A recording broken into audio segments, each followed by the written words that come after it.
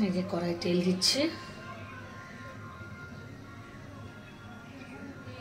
তেল দেওয়ার পরে একটু চিনি দিয়ে দিচ্ছি কালার আসবে বলে, একটু ঝাল ঝাল টাইপের করবো, খেতে খুব সুন্দর হবে। দিলাম তেলের মধ্যে একটু চিনি আর দিলাম কালো জিরে। এইবার দিয়ে দিচ্ছি আলু, সরু সরু করে কাটা আলু দিয়ে দিচ্ছি।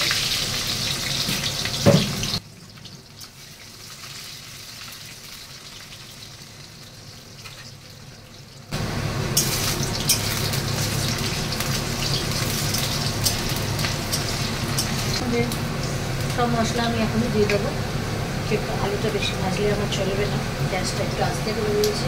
একটু সামান্য জল দিয়ে দিলাম যাতে মশলাটা পুড়ে না যায়।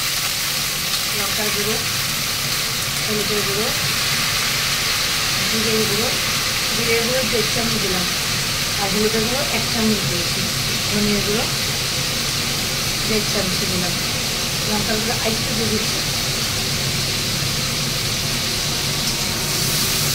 যেহেতু আগে থাকতে একটু মাছটাতে আমি হলুদ মাখিয়ে রেখেছি, তার জন্য আমি হলুদটা একটু কম দিলাম মাছে।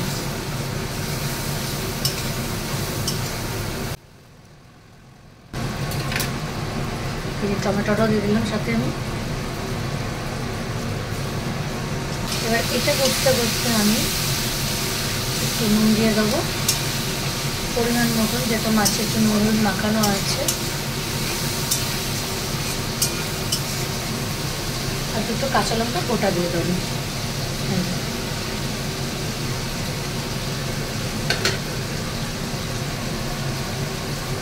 আমি আমার পরিমাণ মতন দিয়ে দিলাম।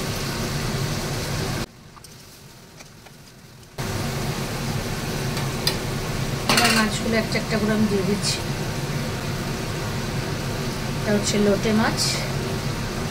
লোটে মাছ অনেকে ঝুড়ো খায়, আমাদের বাড়ি বেশিরভাগটা একটু ঝোল করে খেতে হবে, কাঁচা ঝোল আমাদের খুব ভালো লাগে।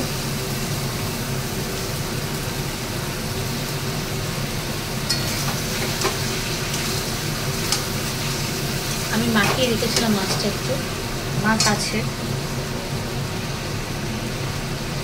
কেন এটা ঝোল হয়ে গেলে ওনাদের ভীষণ ভালো লাগে খেতে।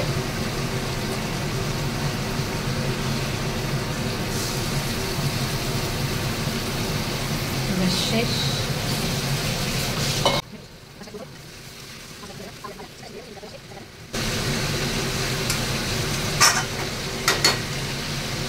এবার আমি গরম জলটা অল্প করে দিয়ে দেবো, যতটা আছে এখানে আমি ততটাই দিয়ে দেবো।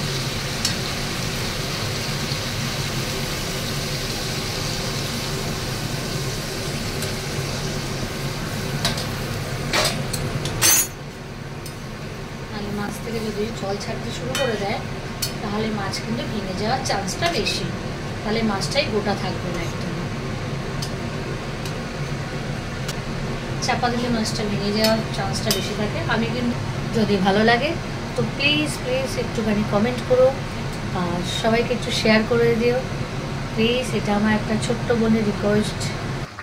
দেখো আমার ঝোলটা পুরোটাই রেডি। ওকে, আমি আমার জায়গা মতো ইয়ে করে দেবো থালার মধ্যে। এটার মধ্যে ধনেপাতা দেওয়া যায়, কিন্তু ধনেপাতাটা দিলে আমার বর